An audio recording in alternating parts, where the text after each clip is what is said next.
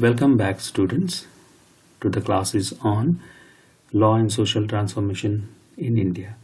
Today's topic is Regionalism and the Law. So let us start.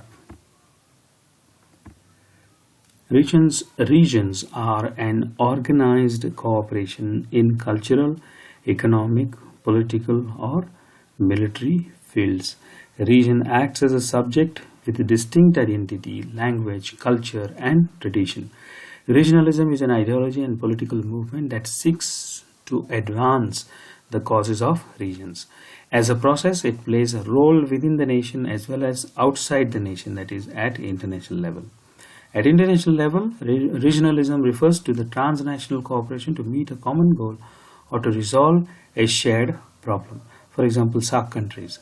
SAARC countries cooperate with each other to solve a particular problem, like, for example, terrorism, drug addiction and its control, etc. Regionalism within nation. If the interest of one region or a state is asserted against the country as a whole or against another region or state in a hostile way, and if a conflict is promoted by such alleged interests, then it can be called as regionalism. Regionalism in India. India has a diversity of languages, cultures, ethnic groups, communities, religions, and so on. For many centuries, India remained the land of many lands, regions, cultures, and traditions. For instance, southern India, that is the home of Davidian cultures, which is itself is a region of many regions, is evidently different from the north, the west, the central, and the northeast. Even the east of India is different from the northeast of India, comprising today 7 constituent units of Indian Federation with the largest concentration of tribal areas.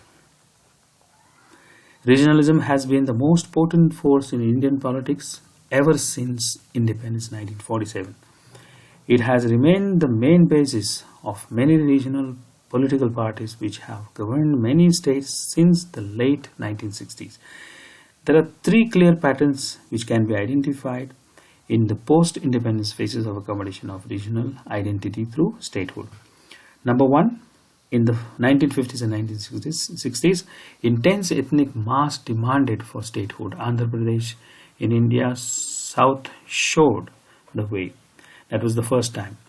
The fast unto death in 1952 of Telugu leader Potti Sriramulu for a state for a Telugu-speaking people out of Madras presidency moved Jawaharlal Nehru, a top nationalist leader.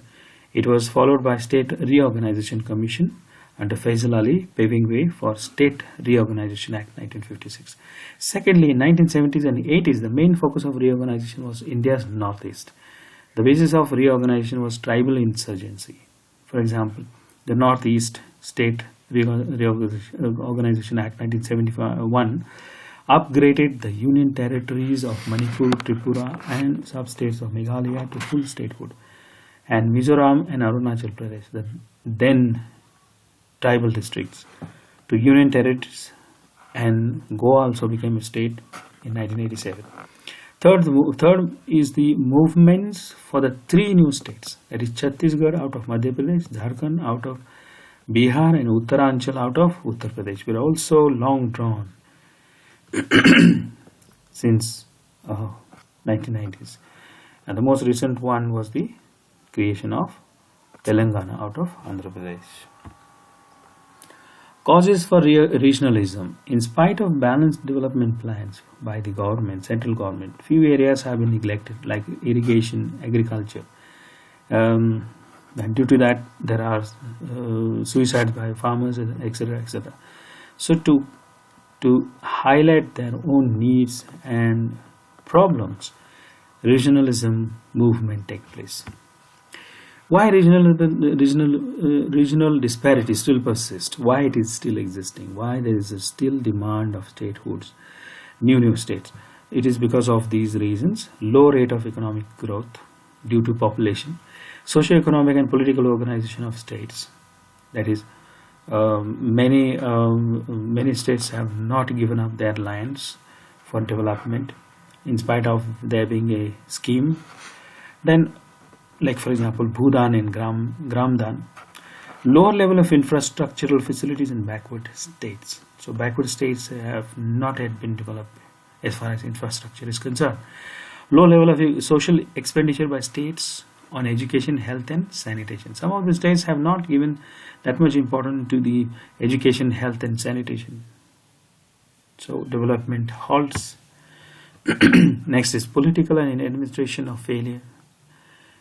So due to, for example, due to the political and administration failure, there are creation of these 3 new states, Jharkhand, Chhattisgarh and Uttarakhand, and recently Telangana. And there is another feeling which is creating some problems in some of the states is the son of the soil. Okay. Now, what about this doctrine? It says that the jobs should be given to the sons of their own states, same language speakers, and it should not be extended to other language speakers from other states. Why son of the soil? There remains a competition of job between migrant and local educated middle class youth. Now, these middle class youth, they do not get any opportunity in that particular states, and the maybe the administration, the government is giving importance to the people who are coming from outside country or maybe from outside state. So there is a heavy competition between the locals and the migrants. Clashes in India having colors of regionalism, linguistic reorganization of states. It was the demand of Patti Sriramulu, a freedom fighter and a devoted follower of Mahatma Gandhi, that led the creation of Andhra Pradesh state and linguistic recognition of the states in India. To achieve this, he died in 1952 after not eating for 52 days in support of Telugu-speaking state. Sriramulu's death forced Jawaharlal Nehru to agree to the various demands from other parts of the country with similar demands of creation of states. Consequently, in 1954, a state reorganization committee was formed with Faisal Ali as its head, which recommended the formation of 16 new states and 3 union territories based on the language. Demand for Dravida Naidu. So there is in southern India, this movement was called as the Davidian Movement or self-respect movements. Later on, it stood against imposition of Hindi as a sole official language on non-Hindi speaking areas, but it was demand of carving out their own Dravidistan or Dravida Naidu, which made it a secessionist movement. So even political parties were also involved in this particular case. Telangana Movement. In the years of formation of Andhra Pradesh, state people of Telangana expressed dissatisfaction with the administration. They said whatever was promised at that time is not getting implemented. So students in Osmania University in Hyderabad, they spread. There was a agitation, and the government employees and opposition members who also supported the students, and they said we will launch a direct attack. So there was a demand of Telangana, and Telangana was created. Shiv Sena against, now these are another form of regionalism, and the incidents, unfortunate incidents took place in India between 2 states. Starting with is Shiv Sena against Karnatakas. In 1966, Shiv Sena in Maharashtra launched its agitation against Kannadigas in the name of Marathi pride. The first targets of its agitation were South Indians, who were the workers of Udupi hotels in Mumbai. This agitation was labeled to be a retaliation of lathi charge on Marathi-speaking people in the border areas. Bodoland demand within Assam. The Bodo agitation is led to the Assam Bodo Students Union, led by the Assam Bodo Students Union, which is demanding a separate state and has resorted to wide-scale violence and series of crippling bunds to pursue their demand. One of the basic reasons Assam agitation is because of the expansion of education, particularly higher education, but not industrialization.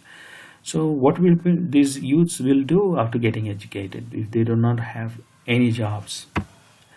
Khalistan movement. It was during the era of 1980s that Khalistan movement, with its aim to create a Sikh homeland, often called Khalistan, cropped up in the Punjab region of India and Pakistan. In fact, this demand has also colors of communalism, as their demand is only for Sikhs. Attacks on Bihar laborers by the ULFA. ULFA is United Liberation Front of Assam. They have their own army. Even ladies are involved in their army, both mixed together. And this was their leader. ULFA continues to attempt ambushes and sporadic attacks on government security forces. In 2003, ULFA was accused of killing laborers from Bihar in response to molestation and raping of many Assami girls in a train in Bihar. This incident sparked of anti-Bihar sentiment in Assam, which withered away after some months. On August 15, 2004, an explosion also occurred in Assam in which 10 to 15 people died, including some school children. So ULFA took the responsibility of this particular incident. So like this, ULFA is also demanding a separate state for them. The MN is targeting North Indians. It was in 2008 that Maharashtra Navnirman Sena MNS workers began their violent agitation against North Indians. Bhojpuri films were also not allowed to run in the theatres of Maharashtra. The targets were vendors and shopkeepers from North India, various parts of Maharashtra. Interstate disputes, another form of regionalism in India, has found expression in the form of interstate disputes. There are boundary disputes between Karnataka and Maharashtra and on Belgaum, where Marathi-speaking people is surrounded by Kannada-speaking people. Between Kerala and Karnataka in the border of Kasargod. Between Assam and Nagaland on Rengma Reserve Forest, there is a dispute over Chandigarh in Punjab and Haryana. The first important dispute regarding the use of water sources was over the use of water resources of three rivers, Narmada, Krishna and Kaveri, in which the states were involved: Madhya Pradesh, Rajasthan, Gujarat and Maharashtra. Disputes also arose between use of Kaveri waters among the states of Tamil Nadu, Kerala and Karnataka. Another dispute arose among the state of Maharashtra, Karnataka and Andhra Pradesh over the use of distribution of water of the Krishna River. Dispute between Punjab and Rajasthan and Himachal Pradesh over the use of waters of Ravi River. The electricity sharing issue between Punjab and Delhi is another example of this. Creation of new states in 2000. In 2000, there were three states were created: Chhattisgarh, Uttaranchal, and Jharkhand. Both the ruling BJP and opposition supported this. Impact of regionalism in India, positive impact. Now, what is the impact? Regionalism plays an important role in building of the nation if the demands of regions are accommodated by the political system of the country. Regional recognition in terms of statehood or state autonomy gives self-determination to the people of that particular region, and they feel empowered and happy. So that means the areas are converted into smaller areas, and then the administration becomes easier. Regional identities in India have not always defined themselves in opposition to and the expense of the national identity. Notice the dramatic effect of such process in the India's representative democracy. Then, for example, Tripura Tribal Autonomous District Council, formed in 1985, has served to protect an otherwise endangered tribal identity in the state by providing a democratic platform for former separatists to become a party of governance, and thereby reduced significantly the basis of political extremism in the state. So they were earlier neglected, and because of the autonomous power which is given to the tribal areas, they got recognized in India. In such political setup, there always remains a scope of balanced regional development. The social cultural diversity is given due respect, and it helps the regional people to practice their own culture too. Regionalism, negative impact, is often seen as a serious threat to the development, progress and unity of the nation. It gives internal security challenges by the insurgent groups like ULFA, for example, who propagate the feelings of regionalism against the mainstream political administrative setup of the country. Regionalism definitely impacts politics as days of coalition government and alliances are taking place. Regional demands become national demands. Policies are launched to satisfy regional demands and generally those are extended to all pockets of country. Hence, national policies are now dominated by regional demands. Example, MSP given to sugarcane, it was helpful for farmers in Maharashtra, but it was implemented across all states, resulting agitation of farmers belonging to UP, Punjab and Haryana. Meanwhile, it sowed seed of defection among ministers and targeting to corresponding ministers. Some regional leaders play politics of vote bank based on language, culture, necessarily against healthy democratic procedures. This always leads to demand for separate state, and it has observed that after creating small states only, few political parties could run efficient government, else alliance run government, which ultimately makes administration machinery ineffective. Developmental plans are implemented unevenly, focusing on regions to which heavyweight leaders belongs are benefited, hence unrest is generated among rest regions. Law and order is disturbed. Agitations with massive violence take place. Ultimately, government is compelled to take harsh steps. Hence, wrong signals are emitted about government authorities. Regionalism also becomes hurdles in the international diplomacy, as in 2013 we saw how Tamil Nadu regional parties were against the Prime Minister of India attending the Commonwealth heads meeting Chogam in Sri Lanka. These actions have their direct implications on the relations of India and Sri Lanka or other countries of the forums, or in case of Mamata Banerjee not agreeing to land boundary agreement and Teesta River water sharing when the leaders at central level were ready to do it. The regionalism reduced violence disturbs the whole society. People induced violence disturbs the whole society. People are killed, students cannot attend the schools and colleges, tourism cannot be promoted, etc. This impacts the development of human resource. Governments need to deploy extra forces to control the situation, and it has a direct implication on the economy of the nation. Impacted societies remain aloof from the mainstream development, and then the regional variations and backwardness is clearly reflected. On the border front, it harms India's status in global arena and becomes hurdle in becoming global power or world leader.